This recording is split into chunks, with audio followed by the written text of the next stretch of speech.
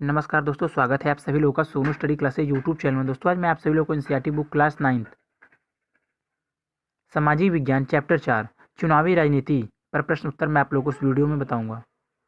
प्रश्न नंबर 1, चुनाव क्यों होते हैं, इस बारे में इनमें से कौन सा वाक्य ठीक नहीं है? क, चुनाव लोगों को सरकार के कामकाज का फैसला करने का अवसर देते हैं। ख, लोग चुनाव में अपनी पसंद के उम्मीदवार का चुनाव करते हैं। ग, चुनाव लोगों को न्यायपालिका के कामकाज का मूल्यांकन करने का अवसर देते हैं। घ, लोग चुनाव से अपनी पसंद की नीतियां बना सकते हैं। उत्तर ग, गलत। प्रश्न नंबर 2, भारत के चुनाव लोकतांत्रिक हैं या? यह बताने के लिए इनमें कौन सा वाक्य सही कारण नहीं देता? क, भारत में दुनिया के सबसे ज़्यादा मतदाता हैं। ख, भारत में चुनाव आयोग काफ़ी शक्तिशाली है। ग, भारत में 18 वर्ष से अधिक उम्र का हर व्यक्ति मतदाता है। घ, भारत में चुनाव हारने वाली पार्टी जनादेश स्वीकार कर लेती है। उत्तर क, यह बताने का सही कारण नहीं है कि भारत के चुनाव लोकतांत्रिक हैं। प्रश्न नंबर 3, निम्नलिखित में मेल होंदे। क, समय समय पर मतदाता सूची का नवीनीकरण आवश्यक है ताकि ख, कुछ निर्वाचन क्षेत्र अनुजाति और अनुजनजाति के लिए आरक्षित हैं ताकि ग, प्रत्येक को सिर्फ एक वोट डालने का हक है ताकि घ, सत्ताधारी दल को सरकार वाहन के इस्तेमाल की अनुमति नहीं क्योंकि नंबर 1, समाज के हर तबके का समुचित प्रतिनिधित्व हो सके। नंबर 2, हर एक को अपना प्रतिनिधि चुनने का समान अवसर मिले। नंबर 3, हर उम्मीदवार को चुनावों में लड़ने का समान अवसर मिले। नंबर 4, संभव है कुछ लोग उस जगह से अलग चले गए हों जहां उन्होंने पिछले चुनाव में मतदान किया था। उत्तर क, समय समय पर मतदाता सूची का नवीनीकरण आवश्यक है ताकि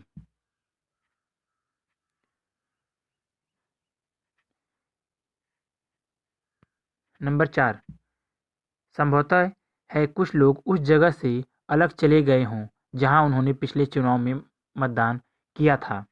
ख, कुछ निर्वाचन क्षेत्र अनुजाति और अनुजनजाति के लिए आरक्षित है ताकि नंबर 1, समाज के हर तबके और समुचित प्रतिनिधित्व हो सके। ग, प्रत्येक को सिर्फ एक वोट डालने का हक है ताकि नंबर 2, हर एक को अपना प्रतिनिधि चुनने का समान अवसर मिले।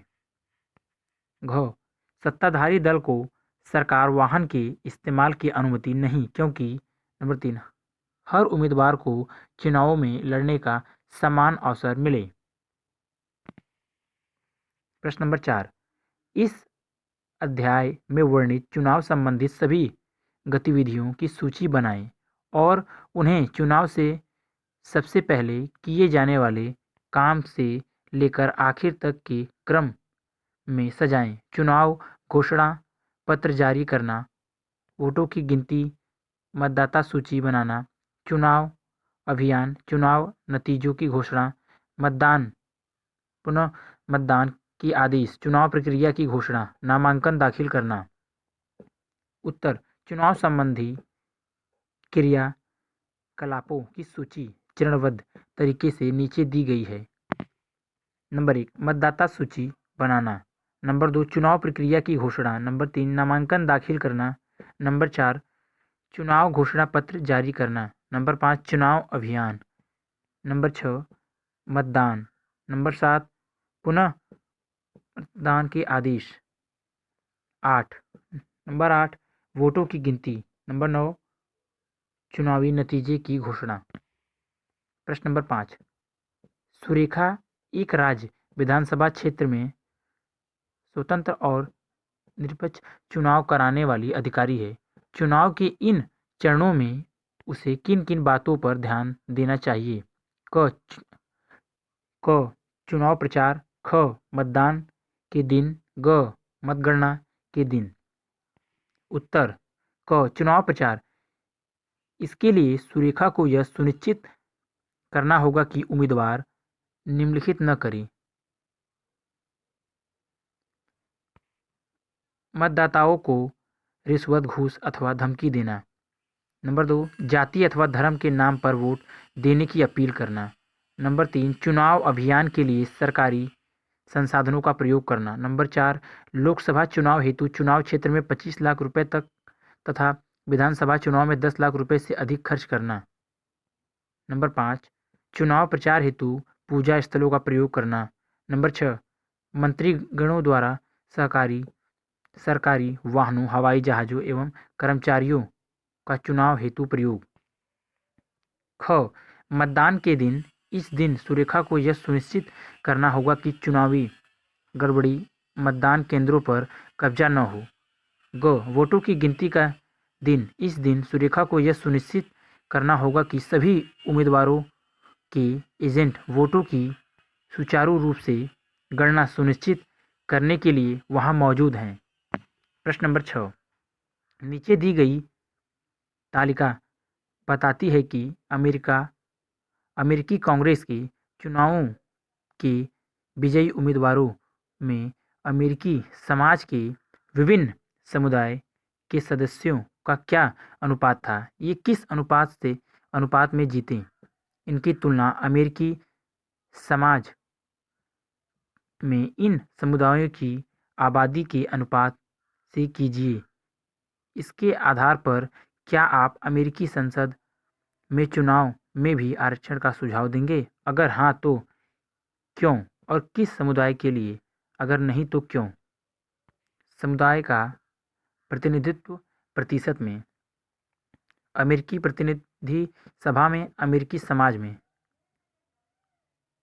अश्वेत 8-13, हिस्पैनिक 5-13, श्वेत 86-7। उत्तर उपरोक्त तालिका के आधार पर हिस्पैनिक समुदाय के लिए आरक्षण एक अच्छा विचार है। उनकी जनसंख्या के अनुपात में प्रतिनिधित्व प्रदान करने के लिए ऐसा करना आवश्यक है। प्रश्न नंबर 7, क्या हम इस अध्याय में दी गई सूचनाओं के आधार पर निम्नलिखित निष्कर्ष निकाल सकते हैं? इनमें सभी पर अपनी राय के पक्ष में 2 तथ्य प्रस्तुत कीजिए। क भारत के चुनाव आयोग को देश में स्वतंत्र और निष्पक्ष चुनाव करा सकने लायक पर्याप्त अधिकार नहीं है। ख हमारे देश के चुनाव में लोगों की जबरदस्त भागीदारी होती है। ग सत्ताधारी पार्टी के लिए चुनाव जीतना बहुत आसान होता है। घ अपने चुनावों को पूरी तरह से निष्पक्ष और स्वतंत्र बनाने के लिए कई कदम उठाने जरूरी है। उत्तर क नहीं, यह सच नहीं है। वास्तव में चुनाव आयोग भारत में स्वतंत्र एवं निष्पक्ष चुनाव कराने में पर्याप्त रूप से शक्तिशाली है। यह चुनाव आचार संहिता लागू करता है तथा इसका उल्लंघन करने वाले उम्मीदवार या दलों को सजा देता है। चुनावी ड्यूटी के दौरान कर्मचारी चुनाव आयोग के अधीन कार्य करता है, न कि सरकार के। ख हाँ, यह सच है। चुनावों में लोगों की भागीदारी प्राय मतदान करने वाले लोगों के आंकड़ों से मापी जाती है। मतदान प्रतिशत योग्य मतदाताओं में से वास्तव में मतदान करने वाले लोगों के प्रतिशत को दर्शाता है। पिछले 50 वर्षों के दौरान भारत में मतदान प्रतिशत या तो स्थिर रहा है या वास्तव में बढ़ा है। भारत में आम लोग चुनावों को अत्यधिक महत्व प्रदान करते हैं। उनका मानना है कि चुनाव द्वारा वे राजनीतिक दलों पर अपने अनुकूल नीति और कार्यक्रमों के लिए दबाव डाल सकते हैं।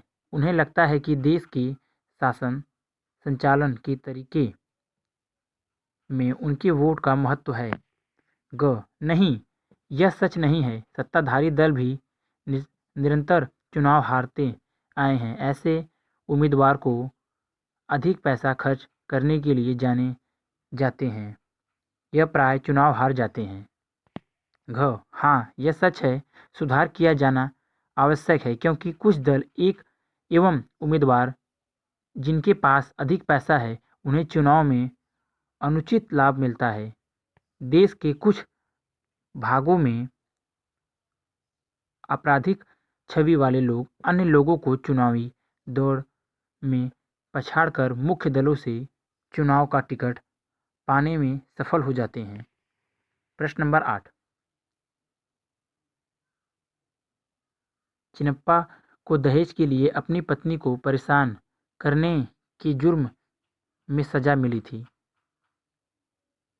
सतबीर को छुआछूत मानने का दोषी माना गया था। दोनों को अदालत ने चुनाव लड़ने की इजाज़त नहीं दी। क्या यही फैसला लोकतांत्रिक चुनाव में बुनियादी सिद्धांतों के खिलाफ जाता है?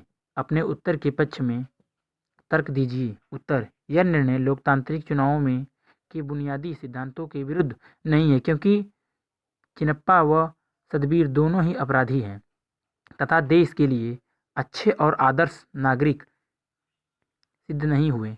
इसलिए उन्हें केंद्र अथवा राज्य द्वारा राज्य में कोई पद धारण नहीं करने देना चाहिए क्योंकि उनमें परिवार तथा समाज के प्रति कोई सम्मान नहीं है और वे देश के प्रति भी सम्मान नहीं दिखलाएंगे।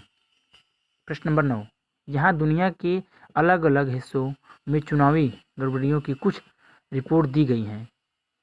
क्या यह देश अपने यहाँ के चुनावों के सुधार के लिए भारत से कुछ बातें सीख सकते हैं? प्रत्येक मामलों में आप क्या सुझाव देंगे? क नाइजीरिया के एक चुनाव में मतगणना अधिकारी ने जानबूझकर एक उम्मीदवार को मिले वोटों की संख्या बढ़ा दी और उसे विजयी घोषित कर दिया। बाद में अदालत ने पाया कि कुछ दूसरे उम्मीदवार को मिले 5 लाख वोटों को उस उम्मीदवार ने पक्ष में दर्ज कर लिया गया था। ख फिजी में चुनाव से ठीक पहले एक पर्चा बांटा गया जिसमें धमकी दी गई थी कि अगर पूर्व प्रधानमंत्री महेंद्र चौधरी के पक्ष में वोट दिया तो खून खराबा हो जाएगा। यह धमकी भारतीय मूल के मतदाताओं को दी गई थी। अमेरिका के हर प्रांत में मतगणना और चुनाव संचालन की अपनी अपनी प्रणालियां हैं। सन 2000 के चुनाव में फ्लोरिडा प्रांत के अधिकारियों ने जॉर्ज बुश के पक्ष में अनेक विवादास्पद फैसले के लिए उनके फैसले को कोई भी नहीं बदल सका। उत्तर: क इस मामले में प्रत्येक उम्मीदवार का प्रतिनिधि वहां उपस्थित होना चाहिए जो यह सुनिश्चित करेंगे कि वोटों की गिनती निष्पक्ष तरीके से हो रही है। ख चुनाव आयोग को इस मामले की जांच करनी चाहिए तथा ऐसे पर्चे बांटने वाले दल या उम्मीदवार को बर्खास्त कर देना चाहिए। वहां केवल एक ही चुनाव आयोग होना चाहिए जिसे राजनीतिक प्रभाव से मुक्त होना चाहिए और पूरे देश में चुनाव आयोजित कराने के लिए जिम्मेदार होना चाहिए। प्रश्न नंबर 10। भारत में चुनावी गड़बड़ियों से संबंधी कुछ रिपोर्ट यहाँ दी गई हैं। प्रत्येक मामलों में समस्या की पहचान कीजिए। इन्हें दूर करने के लिए क्या किया जा सकता है? क चुनाव की घोषणा होते ही मंत्री महोदय ने बंद पड़ी चीनी मिल को दोबारा खोलने के लिए वित्तीय सहायता देने की घोषणा की। ख विपक्षी दलों का आरोप था कि दूरदर्शन और आकाशवाणी पर उनके बयानों और चुनाव अभियान को उचित जगह नहीं मिली। चुनाव आयोग की जांच से एक राज्य की मतदाता सूची में 2 लाख फर्जी मतदाताओं के नाम मिले। एक राजनीतिक दल के गुंडे बंदूकों को साथ घूम रहे थे। दूसरी पार्टियों के लोगों को मतदान में भाग लेने से रोक रहे थे और दूसरी पार्टी की चुनावी सभाओं को हमले कर रहे